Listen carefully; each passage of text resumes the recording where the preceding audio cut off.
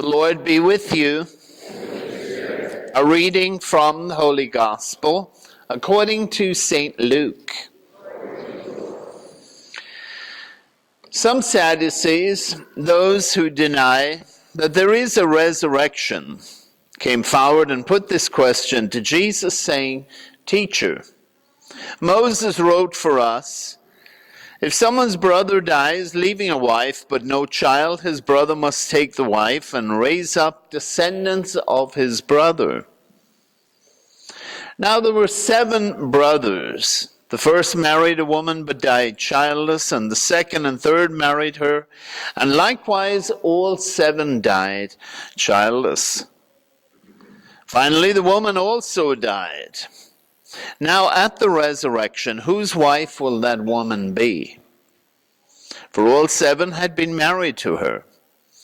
And Jesus said to them, "The children of this age marry and remarry, but those who are deemed worthy to attain to the coming age and the resurrection of the dead neither marry nor are given in marriage. They can no longer die, for they are like angels, and they are all children of God because they are the ones who will rise. That the dead will rise, even Moses made known in the passage about the burning bush when he called out, 'Lord, the God of Abraham, the God of Isaac, the God of Jacob.' And he is not the God of the dead, but of the living. For to him all are alive." The Gospel of the Lord. So we conclude our book study. Great book. Excellent book. Excellent. What a great help in terms of understanding these readings that are challenging, and the 8 steps along the way. What a beautifully laid out pattern. Each chapter built carefully upon the next. The first chapter, surrender, and the second, bless, and the third, love of enemies particularly. And the fourth was to give, to cultivate a generous spirit. The fifth was to pray like Jesus did. And sixth is to see all people and to see all events in him. And the seventh was to heal all we meet, to extend the ministry of Jesus to all others. And finally, the 8th step, to not be afraid. Be not afraid, trust. The summary of the chapter from Linda Rooney, she says in the final chapter, all of our responses in life come from either love or fear. What an interesting thought. All of our responses in life are coming out of either love or fear. What a delightful reflection that is. Imagine if on a daily basis we were to check our responses during the course of a day. Is this response I am making out of love or out of fear? And if we were to take an inventory of my responses throughout the day, and then in the evening time as I come to prayer and bedtime, I would assess and evaluate how many of these responses that I made during the course of the day were out of fear, and how many were out of love. What a difference it would make. How many of my responses would give me information about myself? It's an interesting reflection indeed, and the readings this weekend provide us a great insight into that kind of imaginative thought. What would it be like if I acted in this way or that way? First reading from the 2nd book of Maccabees, powerful story about fearlessness and trust. A whole family engaged in this. The book of Maccabees is among those books, the 7 apocryphal books that are in the Catholic Bible and the Eastern Orthodox Bible, but not in the other Bibles. They're called the apocryphal writing. There's a great hidden meaning in all of them. A little historical background to the Maccabees would be understanding our history. And understanding our history is pretty important, right? Yeah? Sure is. A little worried that we might not have to have the final history exam now, right? Wow, wouldn't that be a shame? Because it is so important and so profound, understanding the historical perspective of where we are coming from. The history of Maccabees would have been Alexander the Great. You heard of him? Lived about 320 years before Jesus. And at 20 years of age, he acceded to the throne on the death of his father. He reigned merely for 12 years. At the age of 32, he died of a disease that had him bedridden toward the end of his life. But during those 12 years, he had an ambition to conquer the known world. And he certainly, rather ruthlessly, did that. He built about 70 cities. Alexandria being one of the great centers and the great centers of trade and philosophy and education. And all of those others.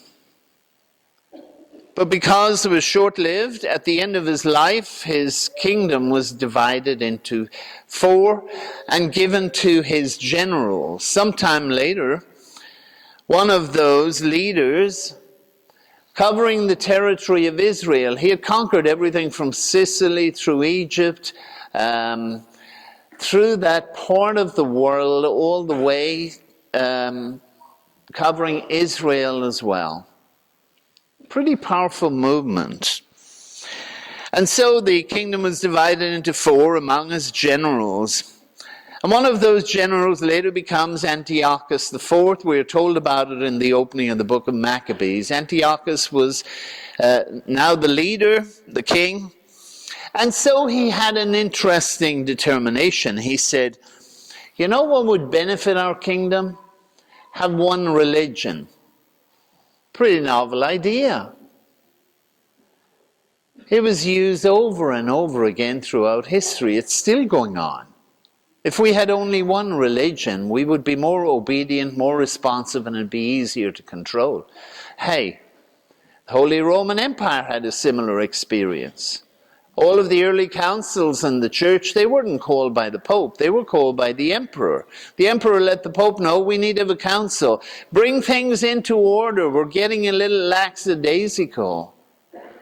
We need to have a council. And so they had many of them in the early days. The idea of one religion, but what it meant to the Jewish people was that now they couldn't practice their faith. He made it a crime for Jews to practice their faith. Circumcision was forbidden. Copies of their scripture were burnt. And Jews could not follow their dietary laws or celebrate their feast days.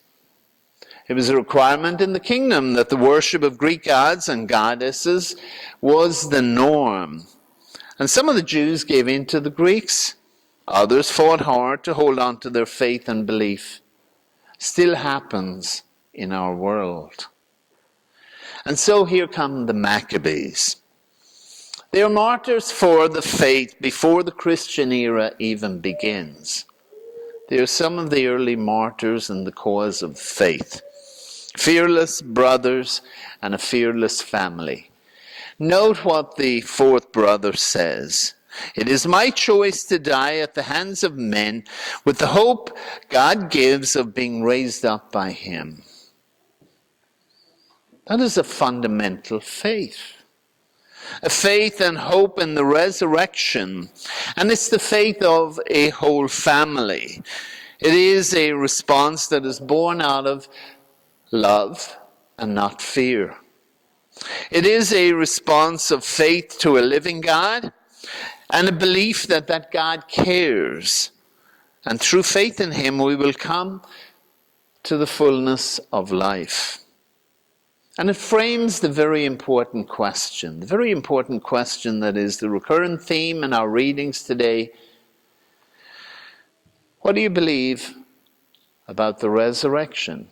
Do you live with a hope and a belief in the resurrection? What difference does the resurrection make in my life? And that is a natural lead into the gospel. We move from Maccabees to Jesus and to Jesus' time. And the question was still churning among people. What do you believe about the resurrection? Do you believe in resurrection? No. Yeah. Well, not sure. It was still very prevalent in Jesus' time. And here come the Sadducees. Sadducees were the aristocracy. They were the members of the Jewish priesthood. They were arch conservatives. And they did not believe in angels, spirits, or the hope of a resurrection from the dead on the last day. They were law-abiding citizens, and they were proud of that. They were very proud of their faithfulness to the law. There was no quid pro quo among these people. It was just the legalities and the law. What they were trying to do in today's gospel was to prove through an extreme example that faith in resurrection from the dead was nonsense. This is what they were telling the Christ. They were using a law from the book of Leviticus. The book of Leviticus was the law of the Old Testament, the whole book of Leviticus, the foundation for all of the laws. And the law about Levirate marriage said, if a man died and he had no children, then his brother was supposed to marry the man's widow and through her bring children into the world. The culture of that time believed that a woman needed a man to care for her and especially to support her. Without a male relative in her life, she would be destitute. Thus the understanding throughout the Old Testament of the constant prayer for widows and orphans, because they were at the bottom of the food chain. We have improved a little over 2,000 years. But another significant issue was that a Jewish man could have 2 wives. He could have more than 2 wives. There was no law against adding another wife. And so maybe there was a quid pro quo after all. Maybe. But who made the laws? An interesting question. Who made the laws? Now, given the circumstances and the culture, it was the belief that if a man died and his brother married the widow, that would preserve the name and memory of the deceased brother. It's a valuable little thing. But it would also keep in the family the property of the brother, another interesting piece, and it would provide for the needs of the widow. Interesting. How different is it 2,000 years later? The Sadducees really didn't believe in an afterlife, but even if it were possible in their minds, it was going to be just like the way we are living now. Whose wife is she going to be? Who's going to be married to whom? And Jesus said to them, and this is the rub. That's exactly what Jesus wanted to enter into in the gospel. Folks, it's not going to be the same. It's not just moving from here to there. This is a whole story of invitation and response, and an invitation of faith and belief. And you don't have to be worried about who you're going to be married to or who you're going to be in a relationship. The story is about coming into full communion with Him, the God whom we do not see, but we trust we will see. And through faith and hope in the resurrection, we will be raised up with Him. And so He leads us into the fundamental question. Do you believe in the resurrection? What do you believe? What do you believe about resurrection for yourself, for your people? Do you believe in my death and my resurrection? What difference does it make? What difference is it making in your life? Would others know by the way you live your life that you have faith and hope in a resurrection? How would they know that? How do we celebrate that reality? And that's the kicker question in the gospel. And it comes through from the first reading as well. Do you believe it? Would others know from the way you live your life that you are a believer of Jesus Christ and live with faith and hope in the resurrection? And here's where it connects greatly to our small groups. Surrender, bless, love, give, pray, see, heal, and trust. The 8 chapters, and each one of them building one on top of the other. Then we can really begin to say, yes, I do believe. I believe in Him. I believe in the resurrection and the life and the world to come. Here's what Linda Rooney says to conclude. As we conclude our walk together along the disciples' path, I invite you to remember the steps we have taken so that together we may renew our commitment to walk them each day. Not just some days, but that it may be an integrated reality in our lives. I'm sorry we didn't have a book for everybody, but it's really worth, if you want a little gift for your Christmas and you haven't received one, it's here.